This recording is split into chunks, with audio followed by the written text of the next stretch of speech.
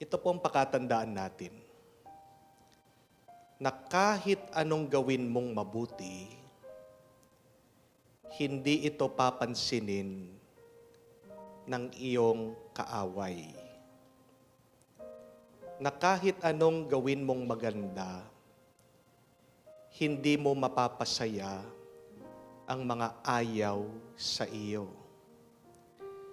Kahit na gawin mo na yung the best, kahit na mag-effort ka, kahit na magparaya ka,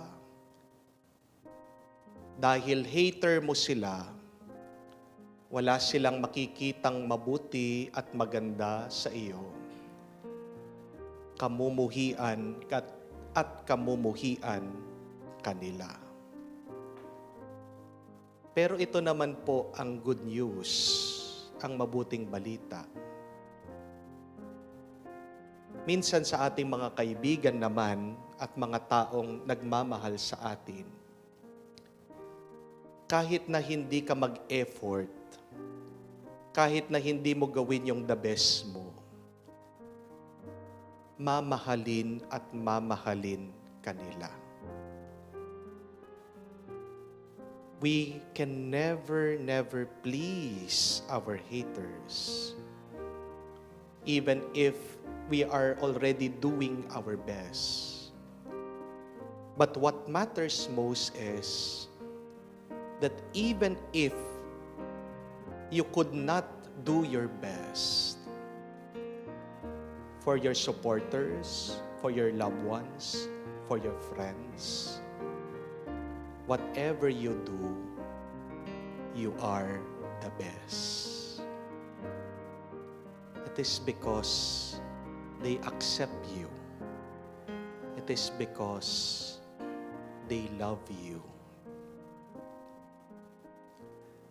Minsan kasi, ito yung ginagawa natin sa ating sarili. Sinasaktan natin ang ating sarili. How? By always listening to the criticisms and judgments of our critics, of our haters, of our enemies. At alam niyo po kung ano yung nagiging epekto nun? Pag palagi mong binibigyan ng panahon, oras, at iniisip yung sinasabi ng mga masasama sa iyo, you become paralyzed in life.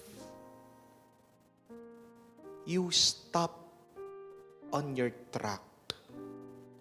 You are unable to move on.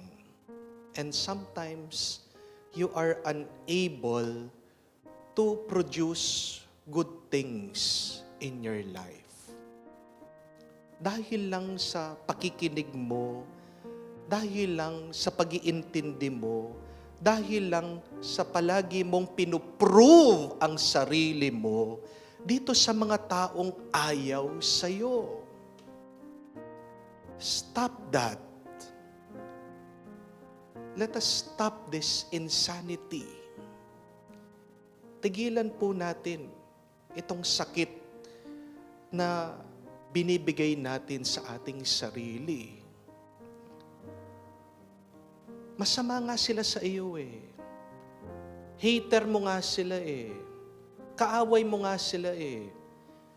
Kahit anong gawin mo, it will never be enough for them. So, anong magandang gawin? Just do your best. Gawin mo kung ano yung sa tingin mo nararapat, mabuti, maganda, at pabayaan mo yung mga tao na nagmamahal sa iyo ang mag-appreciate sa iyo. Pag ganito yung attitude natin sa buhay, makikita mo na araw-araw magkakaroon ka ng lakas. Pag alam mo na mayroong sumusuporta sa iyo na kahit anong gawin mo, palagi kang magiging masaya. Tingnan niyo po dito sa ating nabasang ebanghelyo, no? Napakaraming ginawang mali nitong mga magkakaibigan na may dalang may sakit. Gusto nilang ilapit yung kanilang kaibigan na paralisado dito sa ating Panginoon. Pero hindi daw sila makapasok sa bahay. Anong ginawa nila? Sinira nila yung bubungan ng bahay. Di ba mali yun? Ano pa yung isang mali o masama na kanilang ginawa?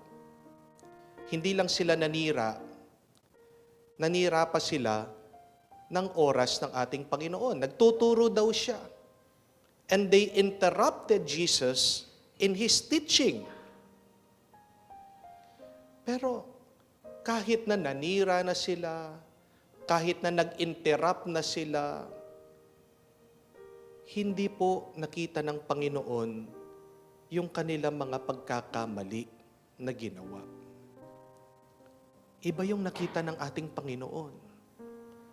Ang nakita niya, yung malasakit na mga magkakaibigan dito sa kanilang kaibigan na may sakit. Ang nakita ng ating Panginoon, yung kanilang pagmamahal sa kanilang kaibigan. At ang nakita ng ating Panginoon ay ang kanilang pananampalataya.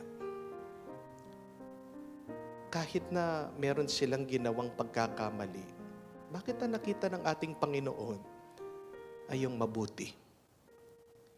Kasi ang ating Panginoon ay pagmamahal.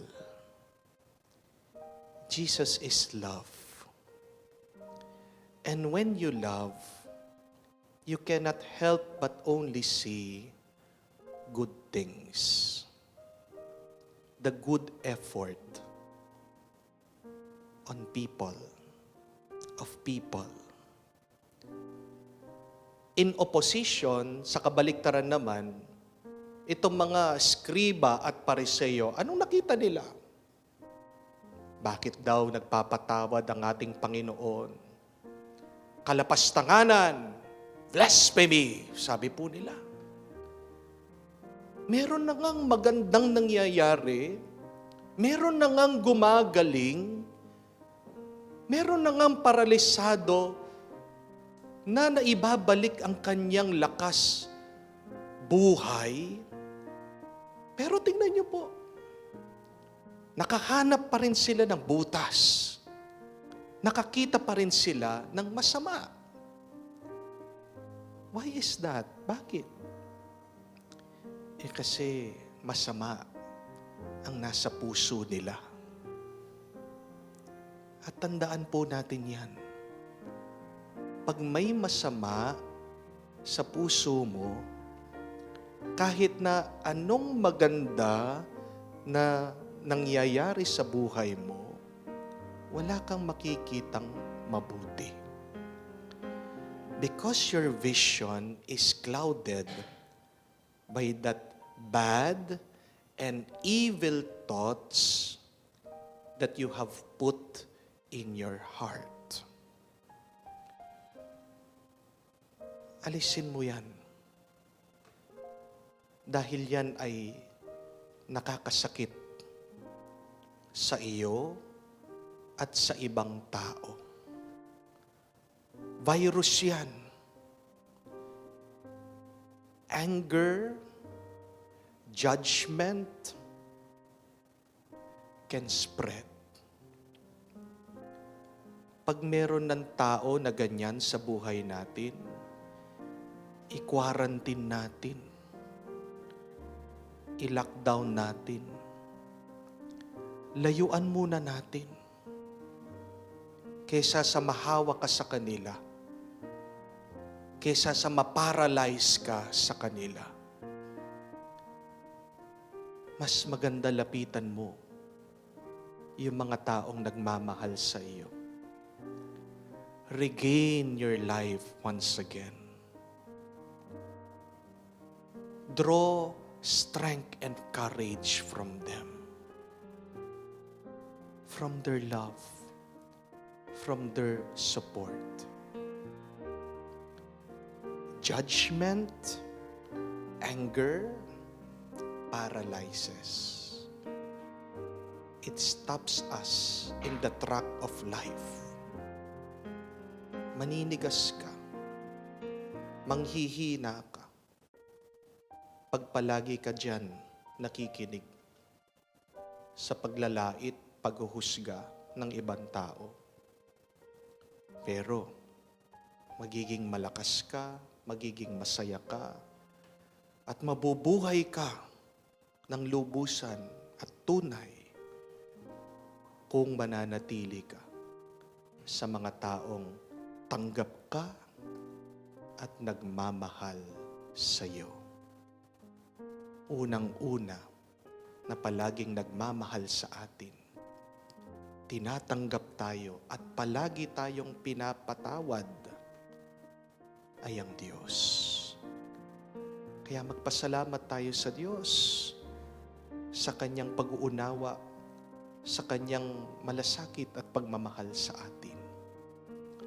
At pag tayo ay naninigas na, pag tayo ay nanghihina na, pag tayo ay nalulugmok, pag tayo ay nawawala ng pag-asa, magbalik ulit tayo sa Diyos. Huwag natin siyang iiwan.